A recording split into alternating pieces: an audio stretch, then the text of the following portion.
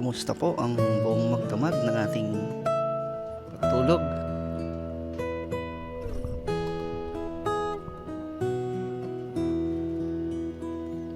Pasalamatan natin ang ating Panginoon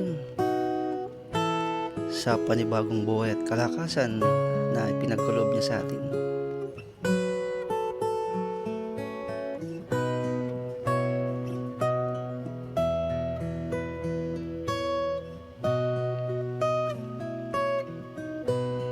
Sapagkat tayo'y ginising muli sa araw na ito.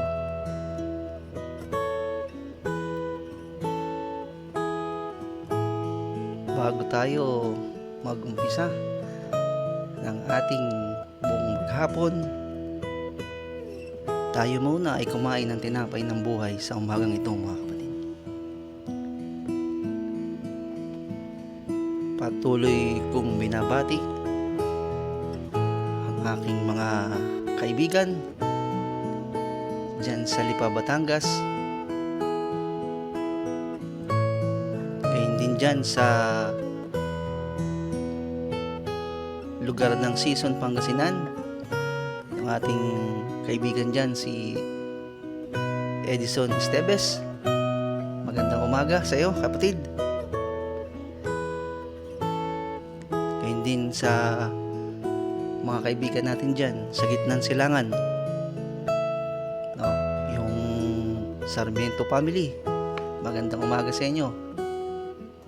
Kaibigan natin si Francis sa lugar ng Jubail sa Saudi Arabia,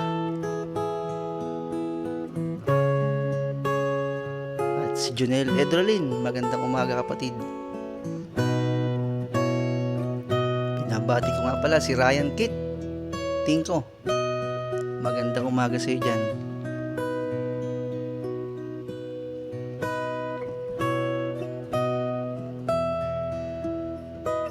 At yung ating may bahay, magandang umaga sa iyo, aking mahal na anak.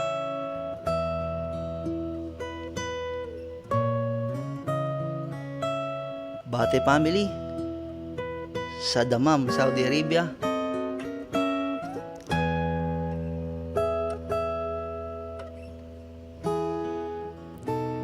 Si Sister Roma Bueno, good morning sa iyo dyan. Pagpalain naman tayo ng Diyos sa umagang ito.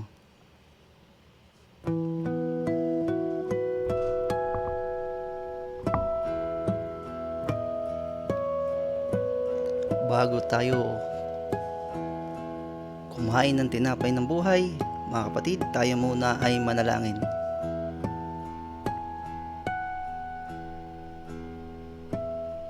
Mapagpalang Diyos, maraming salamat, Panginoon, sa panibagong buhay at kalakasan na pinagkaloob mo.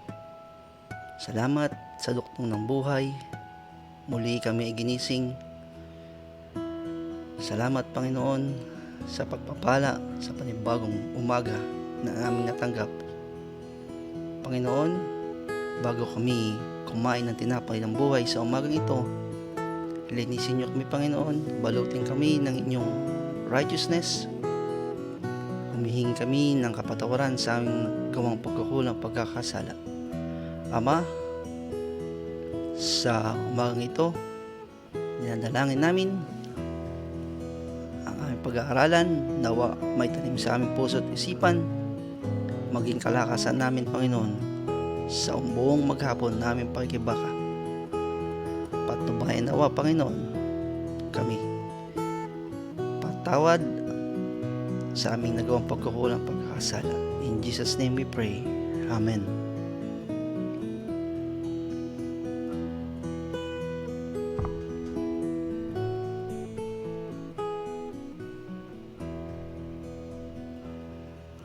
Sa umagang ito, mga kapatid, ang ating pag-aaralan ay temptation can result in victory. Ang tukso ay magdudulot ng tagumpay. So, tayo ay araw-araw na nakakaranas ng temptation o tukso. Paano kaya ito magdudulot ng sinasabing victory o tagumpay?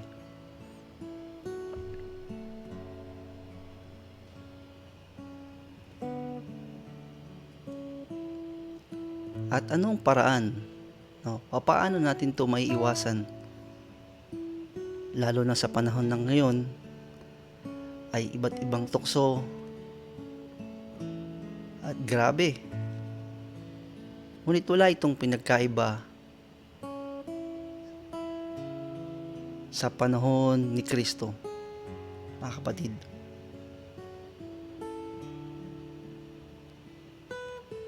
Moderno man ngayon, ngunit wala itong pinagkaiba. Paano natin ito masasabi?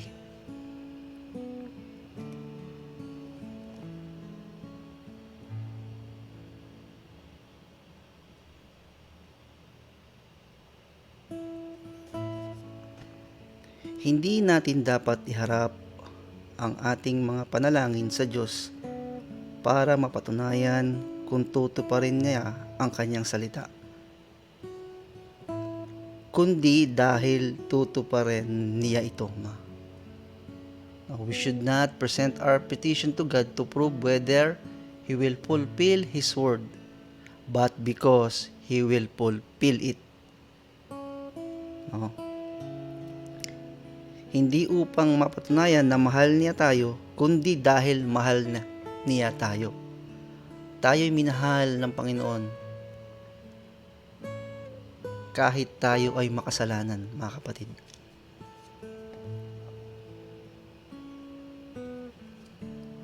Si Kristo man ay nakaranas ng temptation. Muli, dinala siya ng dyablo sa isang napakataas na bundok. At sinabi sa kanya, ang lahat ng ito ay ibibigay ko sa iyo kung ikaw ay magpapatira pa at sasamba sa akin. So mga kapatid, si Jesus Christ, kung matatandaan natin, sa aklat ng Mateo, chapter 4, verse 8 to 10, ang sabi dyan, si Jesus Christ ay dinala sa tuktok ng bundok at ipinakita ni Satanas. Sabi dyan, all the kingdoms of the world and their glory. At sinabi sa kanya, ang lahat ng ito ay mapapasayo if you fall down and worship me. So matindi itong tukso na ibinigay ni Satanas. At ano ang tugon ni Jesucristo, mga kapatid? Sa verse 10, then Jesus said to him, away with you, Satan, for it is written. So mga kapatid, maliwanag, it is written. Kailangan natin malaman, kailangan natin mag-aral, kailangan natin magkaroon ng sanggalang. Ang salitang nasusulat ay napakahalaga. Sabi ni Kristo, you shall worship the Lord your God, and Him only you shall serve. Ayun pala mga kapatid, ang Panginoon lamang ang ating sasambahin. Si Jesucristo ay nagtagumpay. Ito ang pinakalundo ng pagsisikap ni Satanas. Ibinubuhos niya sa pagsisikap na ito ang lahat ng kanyang mapandayang kapangyarihan. Ito ang pang-akit ng ahas. Maraming mga temptation si Satanas sa atin, mga kapatid, mga kaibigan, mga ginigilaw natin tagapakinig. Meron dyan ang fame, no? Katanyagan. Meron namang ginagamit ang salapi, minsan ang tawag ng laman, lalong-lalo na sa mga kaibigan nating nagtatrabaho sa ibang bansa, no? Kahit man dito sa Pilipinas ay gayon din. Maraming mga tukso ang kaaway.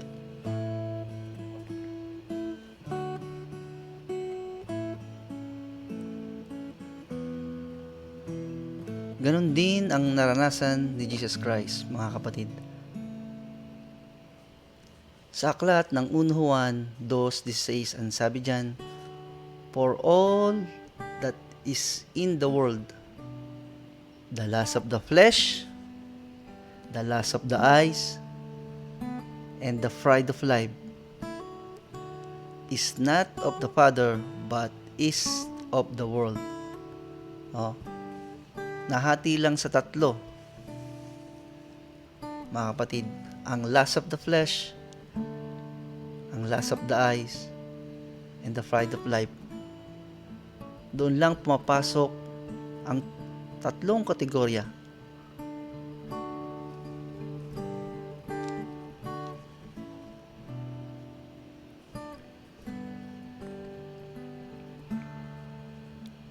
Ito ang pang-aakit ng ahas. Ginagamit niya ang kapangyarihan ng kanyang pang-aakit kay Kristo na nagsikap na pasukin ang kanyang kalooban sa kanya. Sa kanyang kahinaan ay nanghawak si Kristo sa Diyos. Ganon dapat tayo, mga kapatid. Dapat totally dependent tayo sa ating Ama. Gaya ni Kristo na totally dependent sa kanyang Ama. Suminag ang pagka-Diyos sa kanyang pagkatao. Nanindigan si Kristo bilang pinuno ng langit at ang kanyang mga salita ay ang mga salita ng isang mayroong lahat ng kapangyarihan. Ang sabi niya, "Lumayas ka, Satanas, sapagkat nasusulat, sambahin mo ang Panginoong mong Diyos at siya lamang ang iyong paglilingkuran."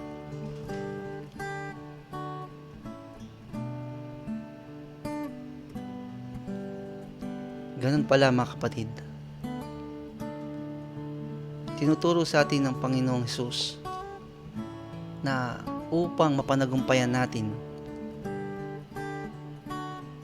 ang tukso ay dapat tayong nakakapit sa ating Diyos, totally dependent. Hindi natin kayang ito mag-isa, pang mga kapatid, mga kaibigan.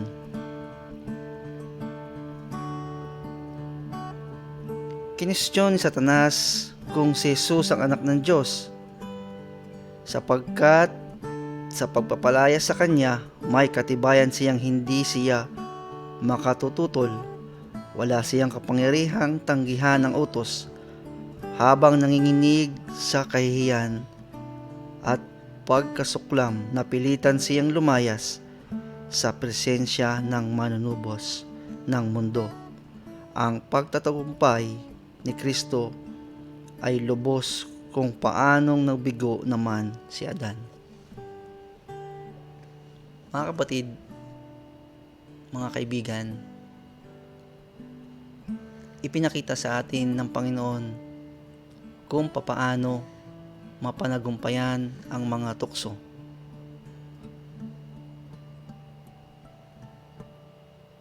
Si Kristo bilang 100% ang kadyusan, gayon din ang kanyang pagiging isang tao.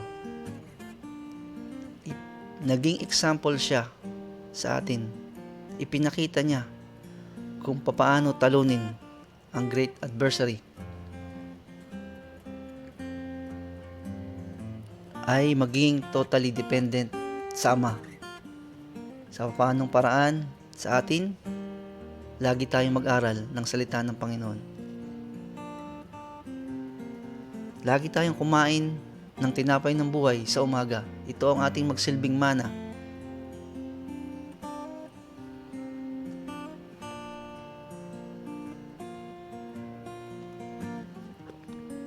Nalalaman ni Kristo ang tungkol sa mahabang taon ng tunggalian sa hinaharap sa pagitan ng tao at ng mapandayang kaaway. Siya ang kanlungan ng lahat na sa paglusob ng tukso ay tatawag sa kanya. Noon pa man ay alam na ni Kristo na tayo ay tutuksohin gaya niya ng Diablo, ni Satanas, ang great adversary. Ngunit inaasahan ni Kristo na dapat tayo ay tumawag sa Kanya. Ngunit ano nangyayari mga kapatid? Marami sa atin ay umaasa sa Kanyang lakas lamang. Marami rin sa atin na naging failure sapagkat akala niya ay kaya niya ito. Subalit mga kapatid, mapapanagumpayan natin ang tukso kung tayo ay sa Diyos Ama, sa ating Panginoon, aasa gaya ng ginawa ng ating Panginoong Hesukristo. Ang tukso at pagsubok ay darating sa ating lahat. Ngunit hindi tayo dapat mapilipit ng kaaway. Nagtagumpay ang ating tagapagligtas sa kapakanan natin, nalupig si Satanas. Araw-araw niyang nakakatagpo ang mga nasa ng pagsubok na nagsisikap na mapanagumpayan sila. Malakas ang kanyang nag-aakusang kapangyarihan at sa ganitong paraan, siya mas nagtatagumpay kaysa iba pang paraan. Tinukso si Kristo upang malaman niya kung paano tulungan ang bawat kaluluwang di magtatagal ay tutuksohin. Hindi kasalanan ang matukso.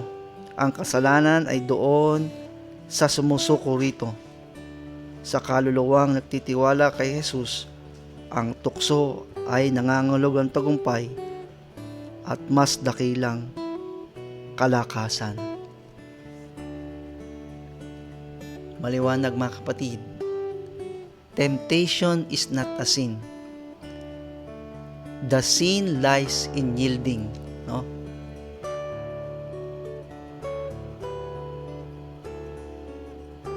Hindi kasalanan ang matukso, mga kapatid. Ang kasalanan ay doon sa sumusuko rito.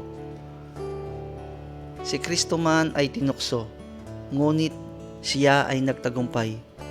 Ipinakita niya sa atin, nagsilbi siyang example kung papaano magtagumpay sa tukso ng kaaway. Kaya sa ating topic sa umagang ito, ang sabi diyan, ang tukso ay magdudulot ng tagumpay sa papaanong paraan. Lagi tayong nakapokus sa ating Diyos. Handa si Kristo na magpatawad sa mga lumalapit at nagpapahayag ng kanyang mga kasalanan. Lagi niya tayong ini-invite mga kapatid. Handa si Jesus Christ na patawarin tayo. Handa si Jesus Christ na tayo ay tulungan. Ngunit, ang kailangan lang natin ay tumawag sa Kanya. Sabi sa 1 Corinthians 10:13, no temptation has overtaken you, except such is common to man. But God is faithful, who will not allow you to be tempted beyond that you are able, but with the temptation will also make the way of escape, that you may be able to bear it. hindi pahihintulutan ng Panginoon. Ang pagsubok na hindi natin kaya. Ang kailangan lang natin mga kapatid ay kumapit sa kanyang kamay. Lagi tayong aasa sa ating Panginoon upang mapanagumpayan natin ang tukso, ang pagsubok. Segundo, minuto, araw-araw. Kailangan tayong lumapit sa Kanya, manalangin. Salamat sa Diyos, tayo mayroong isang dakilang saserdoteng kinilos ng damdamin ng ating mga karumihan sapagkat sa lahat ng bagay, siya ay tinuksong gaya natin, ngunit siya ay nagtagumpay. Ayon sa Mateo 26:41, sabi diyan, watch and pray, lest you enter to temptation. The spirit indeed is willing, but the flesh is weak. Kailangan natin maging handa, mapagmasid, at syempre, lagi tayong manalangin.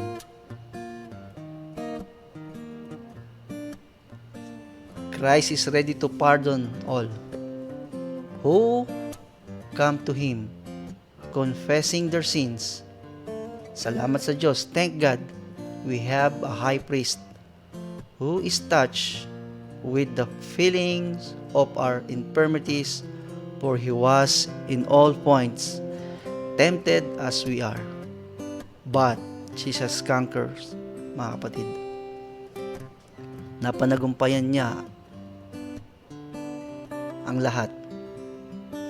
Sa paanong paraan? Dumidepende siya, Panginoon, sa ating Panginoon. Dapat ganun din tayo, mga kapatid. Lagi tayong nakadepende sa ating Ama na nasa langit upang mapanagumpayan natin ang sinasabing temptation. Kaya sabi diyan, mga kapatid, temptation can result in victory kung tayo ay nasa Diyos. So bago tayo magtapos, mga kapatid, ating mapapakinggan ng isang ating kapatid sa kanyang napakagandang awitin.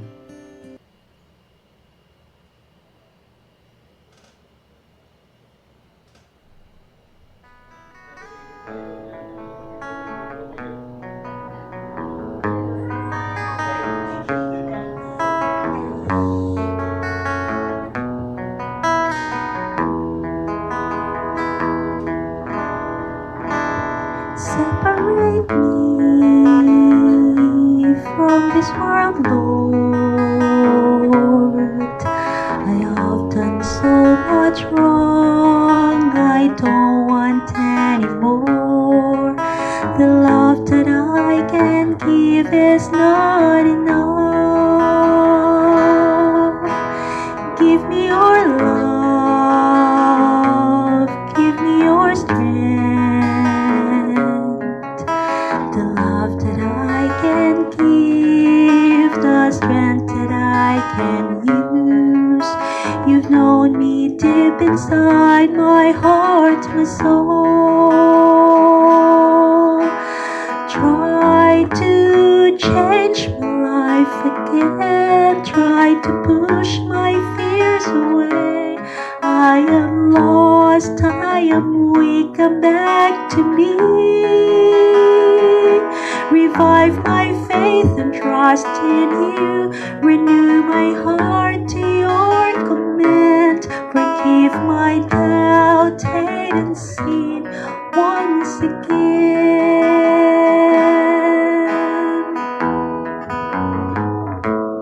Separate me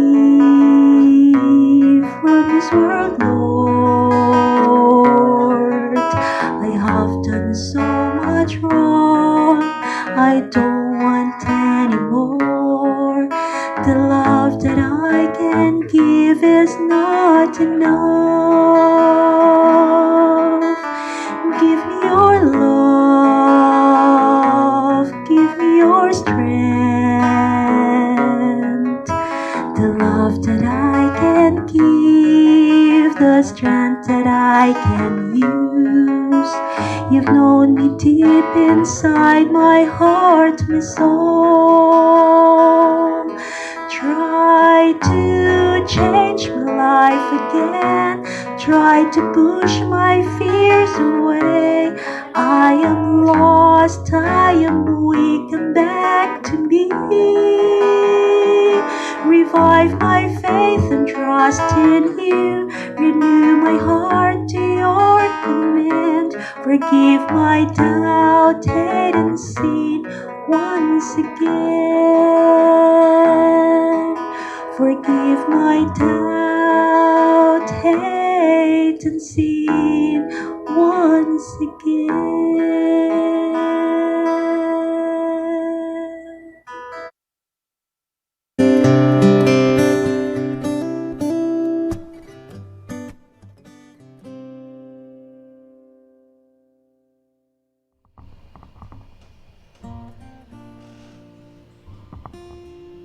Maraming salamat sa ating kapatid, kay Sister Lenny, sa kanyang napakagandang awitin. Gayon din sa tumugtog ng gitara, no, si Brother Gilbert. Yan, si Sister Lenny ay may bahay ni Brother Jervin Bihante. No, napaka gandang awit. Salamat. Separate me, sabi doon. Tayo po'y manalangin. Dakila at mapagpalang Diyos, maraming salamat sa aming napakagandang salita. Salamat sa tinapay ng buhay na aming kinain sa umagang ito. Magsilbi nawa itong kalakasan at sanggalang namin, Panginoon, sa buong maghapon na aming paikibaka sa kamunduhan. Lagi kaming gabayan, Panginoon. Ilayo kami sa anumang tukso, maging victory nawa namin. Maging kalakasan namin kayo, Panginoon. Patuloy kaming palalahanan. In-invite namin ang Banal na Espiritu na sumaamin, Panginoon, sa buong maghapon na aming pagtatrabaho. Ilayo kami sa anumang panganib, Panginoon. Dinadalangin namin bawat pamilya ng aming mga kaibigan, kapatid.